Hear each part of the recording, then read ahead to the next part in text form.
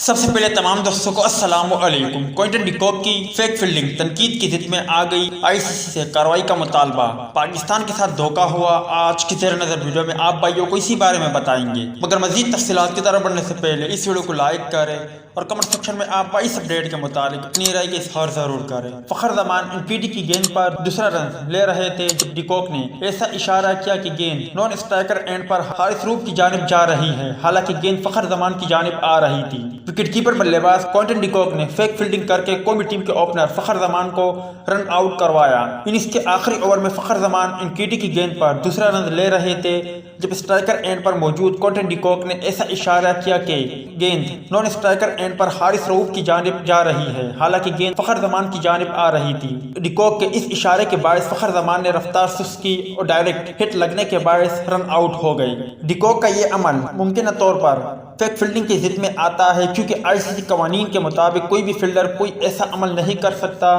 جس سے بلے باز کے رن لینے کا عمل متاثر ہو۔ ڈی کوک کے اس عمل پر ICC کارروائی کا مطالبہ کیا جا رہا ہے۔ کیا ICC کو کوئنٹن ڈی کوک کے خلاف ایکشن لینا چاہیے یا نہیں؟ اور کیا فخر زمان کے ساتھ دھوکہ ہوا؟ آپ اس سے اتفاق رکھتے ہو تو اس حوالے سے کمنٹ سیکشن آپ کے کمنٹس کا منتظر رہے گا۔